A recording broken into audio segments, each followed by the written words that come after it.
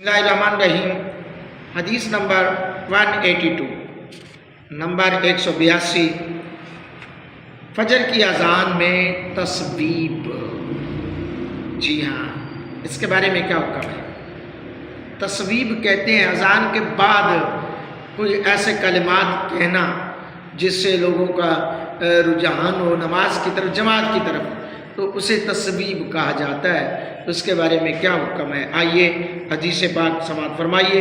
حضرت سیدنا بلال حبشی رضی اللہ تعالیٰ عنہ بیان کرتے ہیں، نبی اکرم صلی اللہ علیہ وسلم نے مجھ سے فرمایا تم فجر کی نماز کے علاوہ اور کسی بھی نماز میں تصویب نہ کرو۔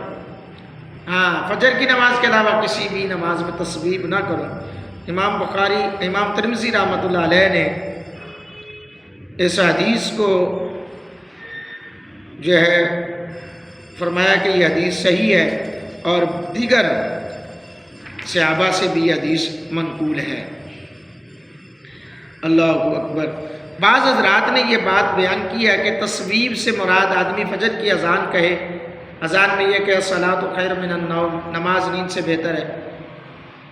تصویب کے بارے میں امام اسحاق کی رائے جو ہے وہ فرماتے ہیں کہ تصویب جو مکروہ ہے اسے لوگوں نے نبی اکرم صلی اللہ علیہ وسلم کے بعد اختیار کیا۔ جب مؤذن اذان دے دیتا تھا اور لوگ آنے میں تاخیر کر دیتے تھے تو اذان اور اقامت کے درمیان یہ کہا جاتا تھا نماز کھڑی ہو گئی ہے، نماز کی طرف آ جاؤ، فلاں کی طرف آ جاؤ۔ امام ترمذی فرماتے ہیں یہ وہ بات ہے جسے اسحاق نے بیان کیا ہے، اس تصویب کو اہل علم نے مکروہ قرار دیا ہے، اور یہ وہ چیز ہے جسے نبی اکرم صلی اللہ علیہ وسلم نے خود ایجاد بعد میں کیا ہے۔ باہر کیف حضرات گرامی قدر، میرے نبی کریم علیہ السلام کے غلاموں مجاہد سے یہ بات منقول ہے کہ حضرت عبداللہ بن عمر کی خدمت میں مسجد میں داخل ہوا جہاں اذان دی جا چکی تھی۔ ہم نے وہاں نماز ادا کرنے کا ارادہ کیا، اسی دوران مؤذن نے تصویب کہی۔ اب تصویب کے حوالے سے جو ہے یہ مختلف آراء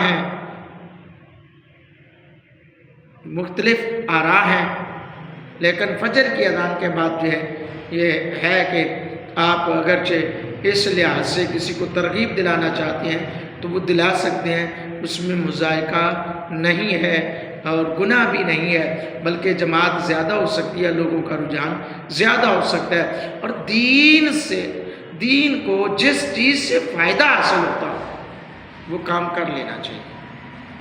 اللہ پاک میرا آپ کا حامی و ناصر ہو۔ اللہ رب العالمین نبی رحمت صلی اللہ علیہ وسلم کے توسل سے دین حنیف کی سمجھ بوجھ عطا فرمائے، آمین۔